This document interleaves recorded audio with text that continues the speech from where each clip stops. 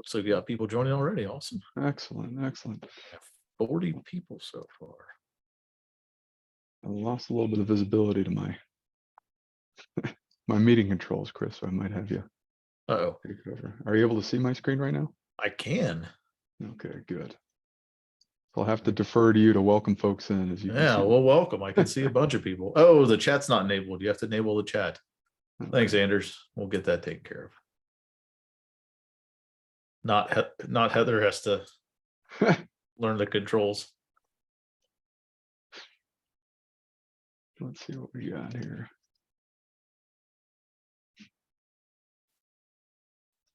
Chat will be live momentarily.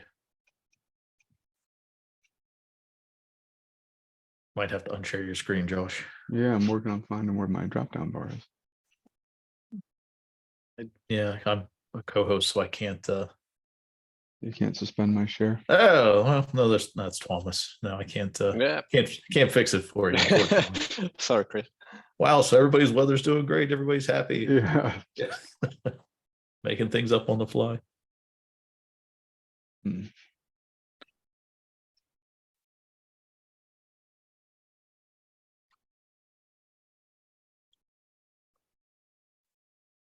Let's see if I can see. All right, let's see if that worked. You still seeing my screen or no? There we go. I got it fixed, Josh. Did you? Yep, I think chat's working. Yeah, Thomas from Wisconsin. Martin chimed in. There we go. Everybody's chiming in now. Not Heather. I figured everybody see my picture. It'd be good to distinguish that no, I am not Heather. It's not been that rough of a week for her. Good morning, everyone. Fernie's Yeah. on. Hey, Fernie, how are you? Renee, sorry. We'll give everybody a few more minutes here to join in. Chris, let me know when you think we've gotten to a good point. And we're up to about 74 here, so we'll give it another minute or two. It looks like everybody's actually enjoying a nice day. Weather-wise, quite a few folks from around the world here, it looks like. Friends Awesome. up north in Canada. Hello, Cheryl. Gary, Dayton, and Tiffin, Ohio. So Tiffin is close to Dayton, so sorry I had to make the reference, but hey, Gary, I'm familiar with the area, so. Nice and sunny. Good to hear, Anders. Snow or not, sun is good. Wet and windy. Well, I'd say England. Wet and windy for England, I think, is a normal thing. Wednesday, huh? Yeah, I'll say that's another Wednesday. I think that's a winter or summer thing, but I could be wrong. Well, Tiffin's north of Dayton. Sorry. Oh yeah, I'm sure you've never heard that before, Gary. Sorry. Bad jokes all around. We're full of them here. Not Heather and the crew on a Wednesday morning. Oh no. Well, Renee said he's under a avalanche warning in Utah. So in the canyons. Thanks for joining us despite it. Yeah. Stay away from the windows, get up high. Hopefully you joined from your phone. Right? Yeah. Awesome. Okay. Well, I think we're good. We got about 88 folks on right now. So 900. Awesome. Oh my goodness, 900 inches. All right. I'll pass it off to you, not Heather. Yeah, enjoy. Thank you, Chris. Thank you, Chris. Awesome. So thank you everybody for joining. From as Chris was rattling through various places around the world. We appreciate having you. I, of course, am not Heather. My name is Josh Lane. I've hosted a few, so maybe a familiar face for those of you I'm not familiar with or haven't met before. I'm an account manager here at 7 Signal, working with about 35 of our largest and best customers. And don't tell the other AMs I said that. But I'll be taking the role of Heather today and just really facilitating you guys to the good content that Tuomas, Chris, and ultimately Eric will be running us through here in a moment. But we appreciate you joining our Wi-Fi Best Practices webinar series, which we do on a weekly basis. I'll cover the general announcements, usually Heather's role, so that'll be mine today. Just want to kind of give you some figures about how well we're doing with the webinars and where you can find our follow-up. So for archived webinars, you can always go to wifiu.com. We've got our digital experience podcast from 7 Signal, wherever you get your podcasts from. You can expect the follow-up email by tomorrow morning with the recording, the slides, the podcast link, and the resources surrounding that. I'll be in charge of that this afternoon. So if it's even delayed a little bit further, by tomorrow afternoon at the absolute latest, you'll get all the follow-up information from us. These are good for CWNE or CWNP continued education credits. So if that is something you're pursuing through the great folks at CWNP, feel free to reach out to us and we'll make sure we sign off on your credentials there. And then if you're interested in learning more about our product outside of what we're going to cover today with the 7 minutes of 7 Signal at the end with Mr. Camuli, you can always go to go.7signal.com/tour to learn a little bit more about what we're doing. And just kind of highlight the community's growing. We've got a little screen capture of the leaderboard there on the right-hand side of the wifiu.com after some training and all the gamification we do there. You get points for attending our webinar. There's over 300 pieces of content organized into different learning paths and channels. And just use the university portal to track your professional development. It's a great place to get snapshots and learn some really catered to you training for all things wireless. As for the real reason we're here today to talk and meet up, we're going to go into how does the MCS Index help uncover Wi-Fi issues. Tuomas will get into a little bit of what exactly MCS is and how Wi-Fi professionals and network users around the world use it to kind of gauge how the Wi-Fi is performing. But before that, and I'm hoping you can access it, Chris, there is some trivia. Again, I kind of can't see my control panel right now, something with Zoom on my device, but are you able to see it, or should we skip through trivia and maybe hit it at the end? I can see the trivia now. So there is your trivia question. Christopher, can you read it off to folks? I can if I can get off mute here. So it looks like we have 2 trivia questions. I put them both at the same time, but the first one is if a device has a low MCS rate, it is probably due to the following reasons. We have authentication issues, traffic congestion issues, coverage issues. And then the second one is what MCS index is the highest in Wi-Fi 6? So it looks like we're moving pretty good, about 40% of the folks, 50 now. Okay. Give it a couple more here.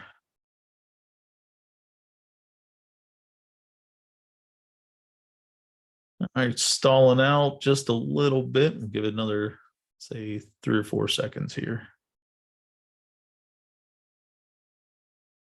All right, almost 70%. Let's go ahead and end this. All right, let's take a look at what we got. How did we do, Tuomas? Yeah, the first question was if device has low MCS rate, it is probably due to the following reason. And the right answer is coverage issues. And most in the audience actually got it right. So yeah, good to see. That's great. Yeah. The second one, we got what MCS index is the highest in Wi-Fi 6?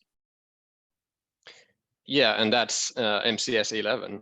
Yeah. So most got that right too. MCS 31, which got the second most answers. Oh, That's I guess that's the highest. But well, basically that was kind of for the 802.11n for Wi-Fi 4 really. So MCS 11 is the highest MCS rate you can get in Wi-Fi 6. Excellent. All right. Well, good start. So we'll go ahead and stop sharing that and off to you. Thanks, Chris and Josh. Let's just share my screen.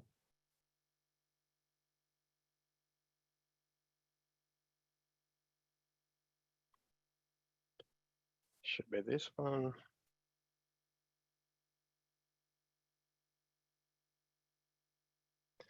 Let me just make it bigger. You can just put it in presenter mode there. There you go. Perfect. Yeah, this is better.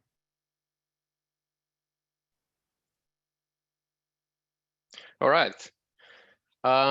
Yeah, today's topic is how does MCS Index help uncover Wi-Fi issues?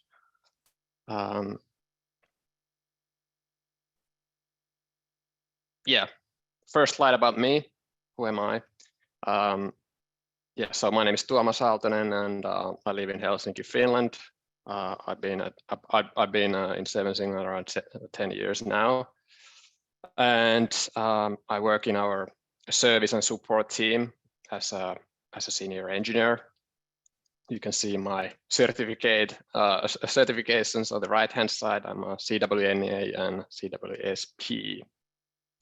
So that's a little bit about me, but let's jump into today's topic. So what is MCS in Wi-Fi? And of course, that's abbreviation of modulation and coding scheme. And when we think about that, of course, MCS itself is kind of directly related to data rates. And when we talk about data rates in megabits per second, and then we can talk about MCS indexes, but they really are different two things. And the first bullet shows there what defines MCS index, and it's like the name suggests, it's just really these two things. So first is modulation, and modulation will then tell us how many bits can be carried in one transferred symbol. You can see some modulation types here that are used in Wi-Fi. QPSK and different CAM modulations are kind of in use in Wi-Fi. 1024 CAM was the kind of latest addition in Wi-Fi 6. 256 CAM is the highest modulation type in Wi-Fi 4, and so on and so forth. And I believe in Wi-Fi 7 there will be 40,096 CAM, if I remember right. So it's kind of how much data we can push over the wireless medium on the physical layer. And the coding, that's also related to the modulation. So that is then telling us how many of these bits are for data. Like if we think about, we are transmitting with 64 GAM, which actually carries 6 bits in one symbol. And out of that 6 bits, for instance, 5 could be used for data and 1 bit could be used for error correction. I've added a link there. You can go to our website to look at this info page, but there's also MCSindex.com, which shows these different modulation types and coding rates. But then what defines our data rates? Well, that is then MCS plus a few other factors like PHY, channel width, the guard in the wall, spatial stream, and also are we using OFDM or OFDMA? So this then tell us what actually is the kind of megabit per second for the frames, how many frames we can send in second over the wireless medium.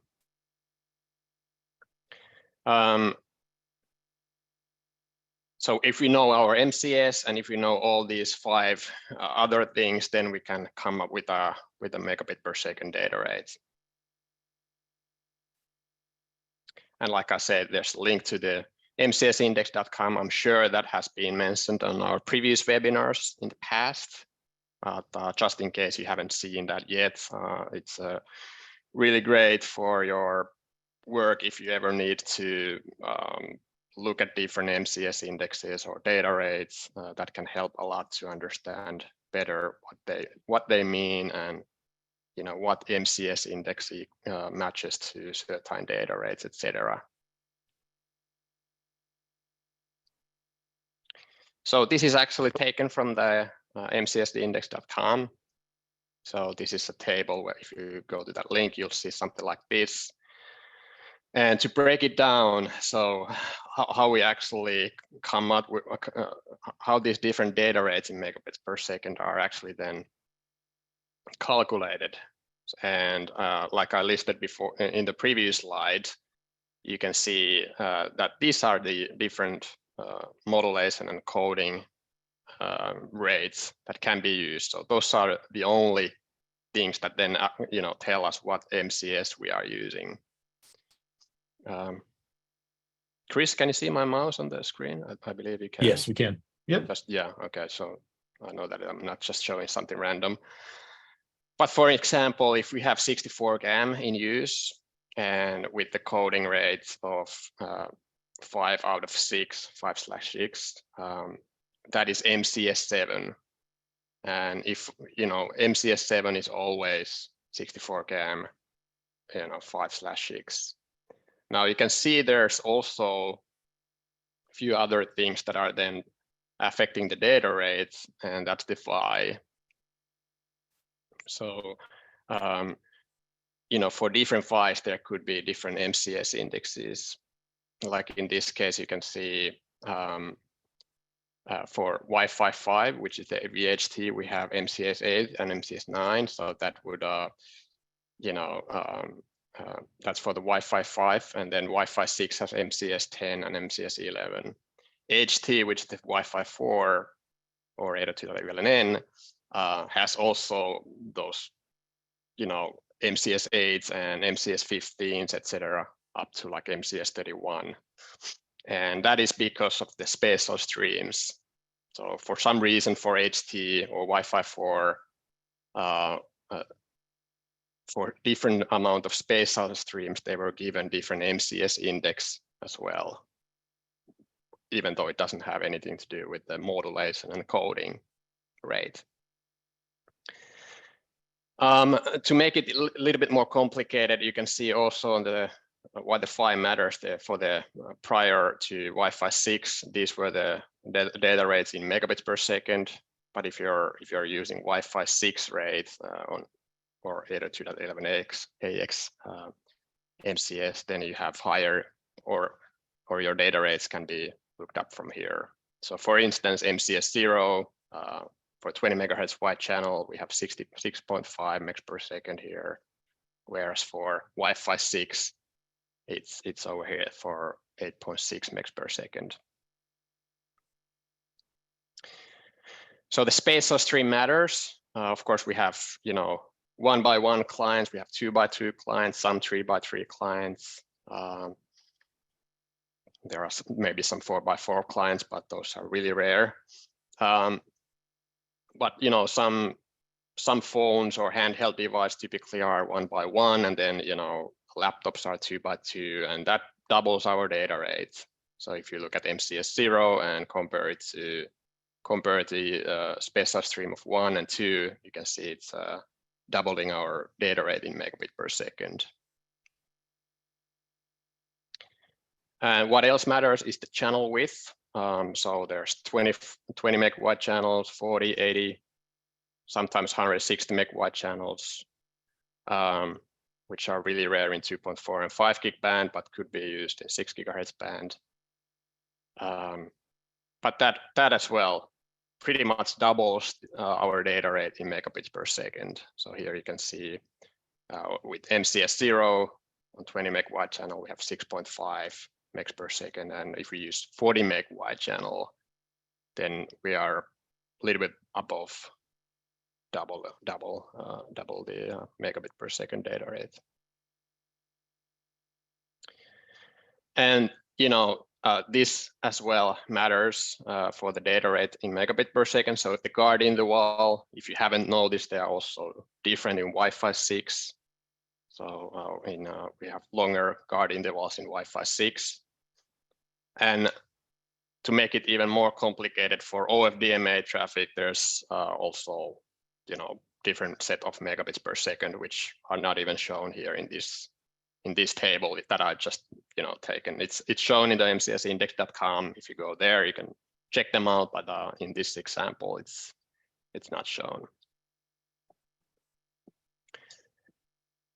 because it's basically, you know, using then different channels, channel widths than in standard OFDM traffic. So when we know everything, all these different things, then we can come up with our data rate in megabit per second. So that's kind of breaking down the table to pieces. Now, if we know our data rate in megabit per second, we still don't necessarily know the the MCS index. So think about, for instance, that we see that client uses 65 meg per second data rate. And you can, if you look at the table, you can see there's actually quite many of these combinations. So it could be either, you know, 1-by-1 client using MCS 6 or MCS 7 on 20 megahertz wide channel, or it could be, you know, 65 meg per second on MCS 0 on 2-by-2 client. So over here. And of course, in this case, for 1-by-1 client, that would mean we have high MCS. But if we have, you know, a 2-by-2 client with MCS 0, that would mean that we have low MCS. And with this, in this case, we have almost highest MCS. And in this case, well, our data rate is still good, but the MCS is actually fairly low.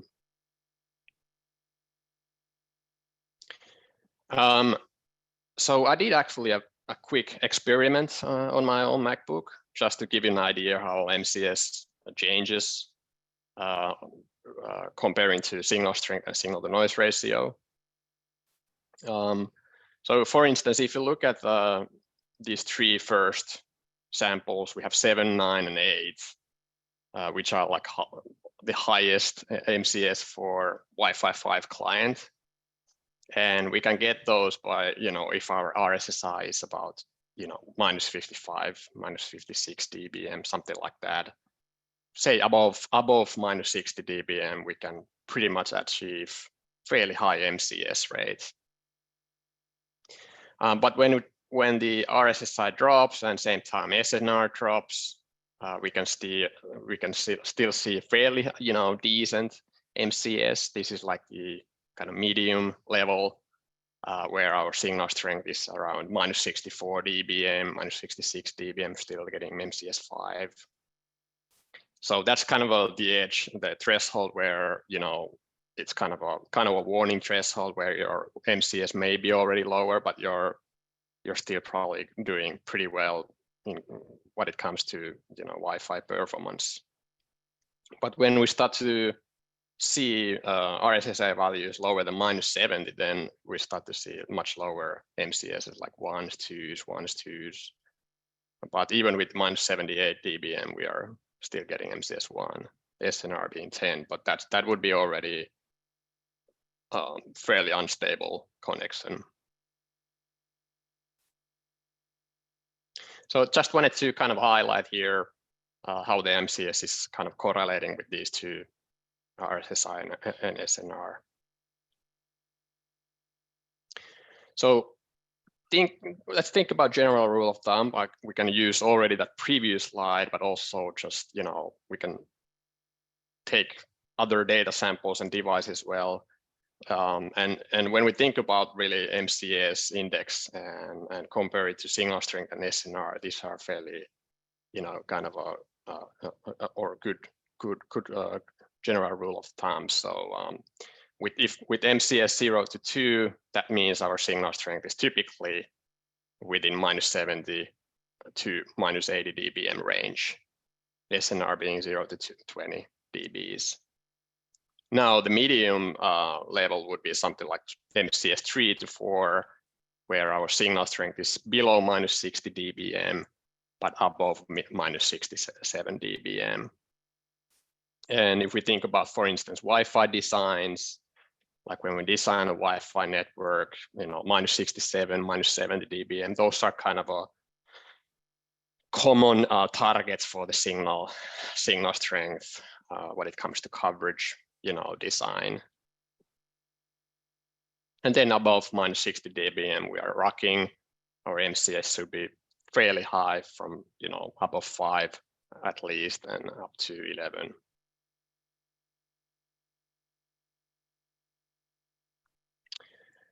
Another kind of a quick experiment. This is actually by using my iPhone. It's an iPhone 11. It's a Wi-Fi 5 client. But you can see there's, if you look at the the top right corner, you can see my access point is sending traffic to the iPhone. And I've added MCS as one of the columns. You can see it's, you know, sending at MCS 6. And I've also added retry rates as one of the columns here. So you can see that, that during this moment, it's kind of stable. So we are doing fine. Our frames are being acknowledged. We don't see many retries. You don't see the acknowledgement frames actually here because I'm just filtering from AP to my iPhone. So that's why you don't see any other frames here. But things are going well. And then we start to see a bunch of these retries. So you can see that it's still sending at MCS 6, but most of these frames are retransmitted. So it's attempting again. For some reason, drops to MCS 4, tries again with MCS 6, MCS 4, and pretty stubbornly it actually attempts to send the traffic with this MCS 6 and MCS 4 until the access point drops the rate to MCS 5. So that's also something that can happen. Well, happens in real world when it comes to these MCS rates.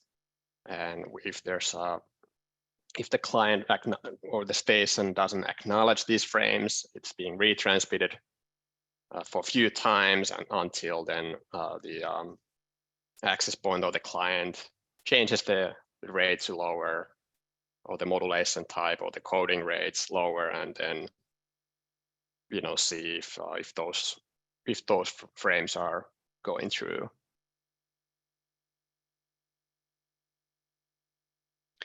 Now, if we think about other metrics like interference, they cause typically high retries, and it also lowers the SNR if we have high interference, and if it lowers the SNR, we have also low MCS rates, right? So that's what we learned from the previous slide. Now, if we look at these different monitored areas, for example, there's about 10 different areas here or locations, and we can quite easily see that in one of the locations we have much higher retries. So we have 35% retry rate at one of these locations. And if we zoom into that particular location only and look at the clients, we can see many or higher use of these lowest MCS rates.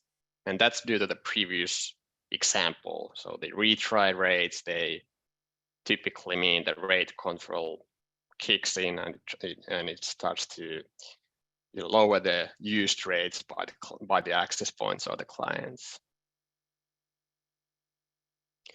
I've just added here this second screenshot from one of the other areas, which has only 6% retry rate. And you can see there, things are much better. We are getting much higher data rates like MCS 7 to 9, and only few of these clients are from time to time, using lower rates.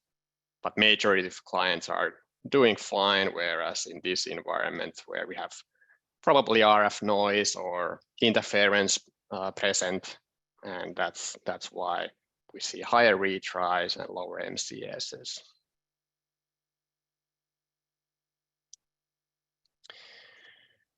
All right, and of course we need to, well, this is fairly a basic thing for Wi-Fi engineers, but it's not always clear for everyone. So the MCS and these data rates are of course not same than throughput. So it doesn't tell us the full truth. What is the user experience, or is the user still happy? Just added an example here. We have 650 megs per second data rate in megabits per second, and then our MCS index is 8, so the second highest MCS rate using 256 GAM. Doing good from the Wi-Fi point of view, but then with 650 megs per second, we are getting download speeds of 9 meg, and that's of course due to the because that's not anymore only the Wi-Fi throughputs. So there's other things that are affecting things like, wired network and bandwidth throttlings and things like that. So just wanted to highlight that as well, because we need to know what MCS, what issues MCS can then help uncover and what it can't. So if we look at just from the Wi-Fi point of view, Wi-Fi network point of view, these are the kind of three main categories. So coverage, interference, sometimes the Wi-Fi settings on the access point, for instance. So those are kind of the three main categories, and maybe occasionally adapters and drivers. So if we look at the client devices, there could be a buggy driver and it kind of for some reason get the highest MCS rates in use, or sometimes you may see it's always sticking to certain MCS rate and not even attempting to go higher and things like that. From WLAN settings or Wi-Fi settings, there could be also things like PoE issues on the access points. If it's not getting full power, it may actually start dropping the rates a bit.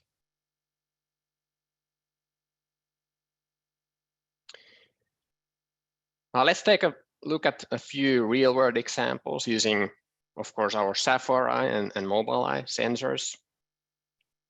So I'll go for the first device, which is from Mobileye. You can see few things here. So we have 7 MCS, which is pretty much in this case the MCS index. So you can see it has dropped to 3. Before it was much higher. It was the maximum. In this case, it was 9. But we can see that at the same time, when our 7 MCS drops to 3, the channel utilization is much higher. So maybe there could be, noise that the access point is also seeing or picking up.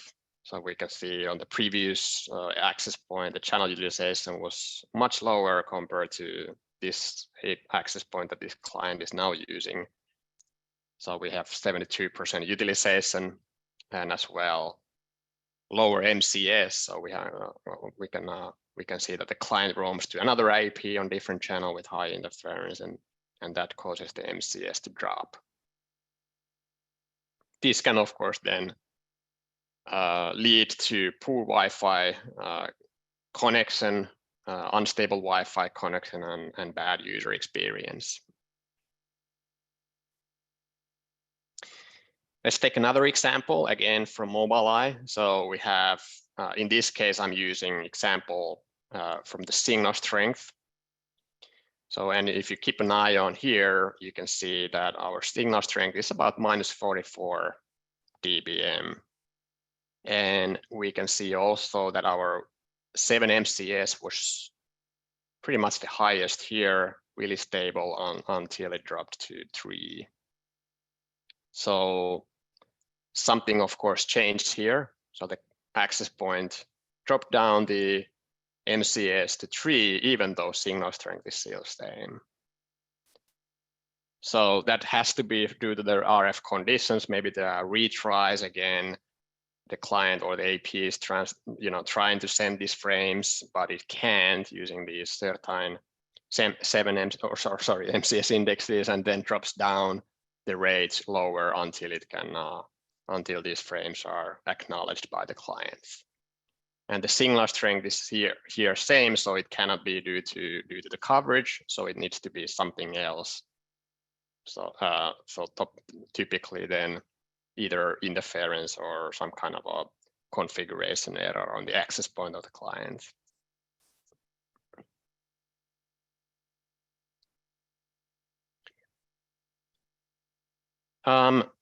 So this is just conclusions from the previous slide. So MCS is selected based on the radio conditions. So if that is kind of what it's telling us.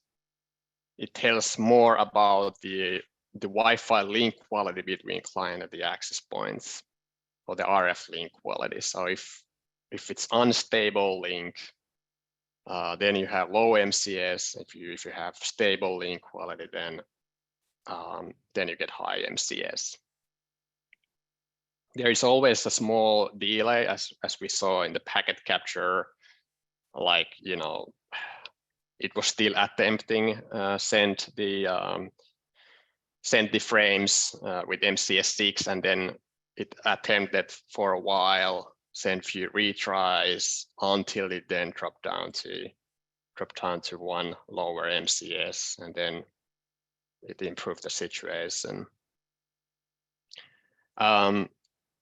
In some cases, these RSSI and SNR, typically they correlate really well with the MCS index, but it doesn't necessarily mean that MCS would be high if these two are high.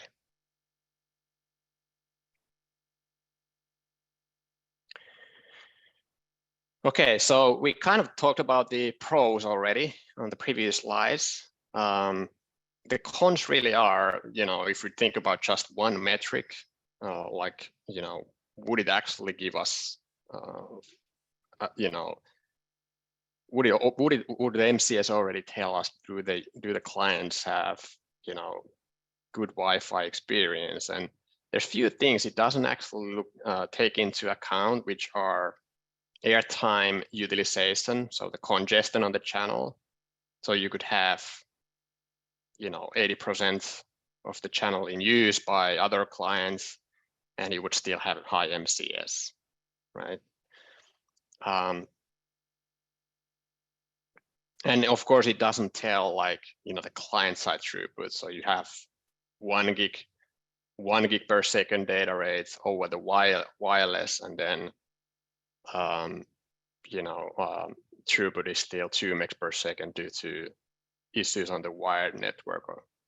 So those are the kind of cons of the MCS index, but it's the best metric to understand what's the kind of link quality, between access points and clients. All right, actually went through the slides pretty quickly. I assume that we were in time, Josh, Chris. Yeah, we're still good. That was fantastic. Thank you for that. So efficiency is always better and isn't exactly a measure of throughput. So that's always good to end up with, to know that, the efficiency of the wireless is there. So very good. So we did have a couple of things pop up in the chat for questions. And if you do have any questions, feel free to put them in the Q&A panel. We'll try to answer them as best we can. But one of them was, can you see can you see the MCS value on a Windows device?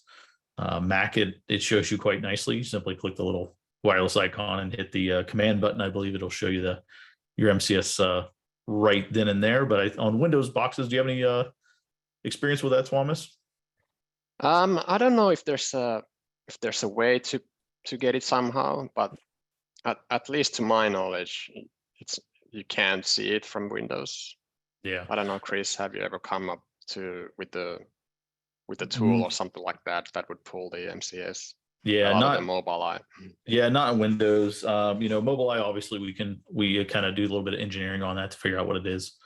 But yeah, on Windows, I don't think there's a real built-in way to the OS to do that. So yeah, that's it's unfortunate. It's an unfortunate one, but that's what you get. It's what you get with it. So yeah, that's why you need a MacBook or Mac OS.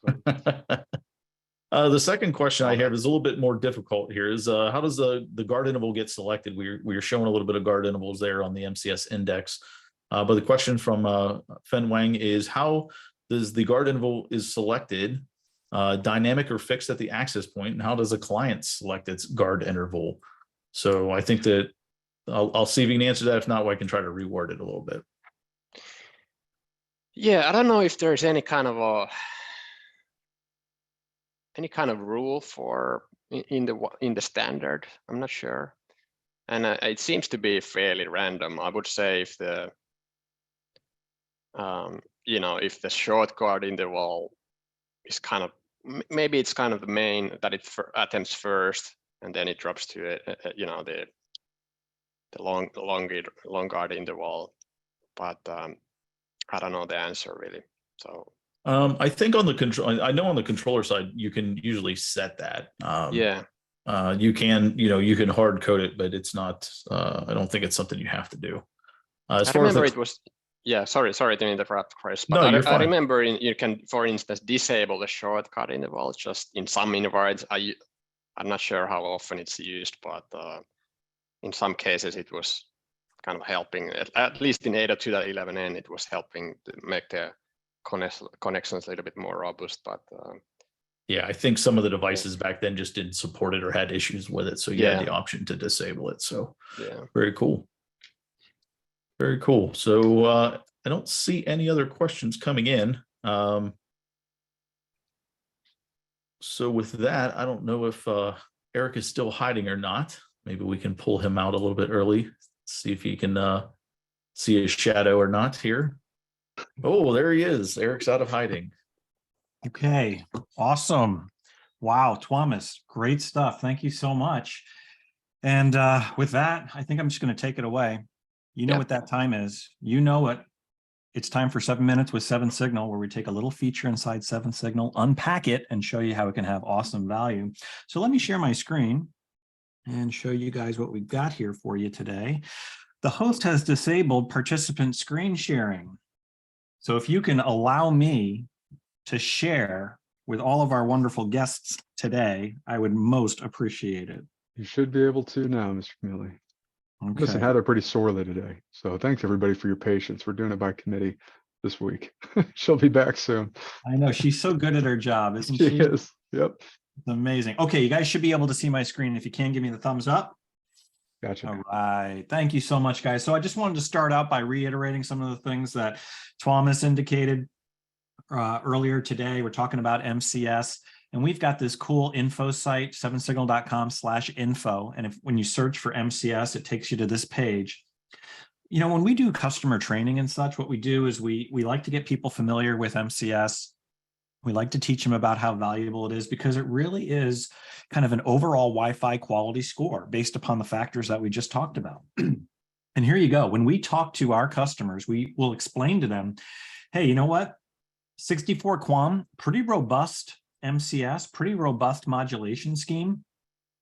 You're going to be probably pretty much okay. But when you step down to an MCS of 4, that's a 16 QAM modulation scheme. That's a pretty big jump. And then when you go all the way to 2 down to QPSK, I mean, that's just flat out archaic. And so those are the kind of the numbers that we're looking for when we measure. We're looking for 4s, we're looking for 3s, 2s, 1s, obviously. So let's dive into the software and take a closer look. Saw a little bit of this already from Tuomas. I'm going to show you again. How about that? So here we go. I've got a device right here. Now check this out. On this device, you can see how we're continually monitoring MCS and how, yeah, it's pretty correlated to the signal strength and the data rate, kind of like what Tuomas was talking about here. When we have a low signal to noise ratio, low data rate, we're going to have a low MCS. Okay, now the other thing that I wanted to show you guys here, which is pretty cool, is when I come on over to here and I take a look, wow, this is a Windows device. We were just talking about Windows devices a moment ago. So how is 7 Signal able to compute this MCS based upon the fact that it's a Windows device? We're not getting it from the operating system, guys, but what are we getting? Well, we are getting the signal strength from the OS, and we are getting the data rate. We're also getting the connection type, so we can see if this is an AC connection or an N connection. All right, so those are some of the factors that we need in order to compute this. What else? We can see the channel width. So right here, we're also able to get out of the air or get from the OS the width of the channel that you're on. And then here is the secret piece. Okay, what 7 Signal has done is we have actually put into our database the spatial streams of all of the different devices that are out there, Windows devices. So for example, this type of device right here, we've looked at the chipset, we know it's a 2x2. You've got to know what the machine or what the device is capable of in order to compute this. Because remember, MCS and what we call 7 MCS, it really is kind of like a can the device be all that it can be type of a score?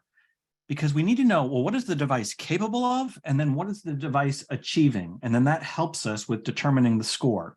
And so knowing the spatial streams, we now have all of the information that we need from this Windows device in order to calculate the MCS, okay? And because, again, like we reversed engineered it, that's why we call it 7MCS, because it's not the official, but it's 7 signal official, and really that's all that matters.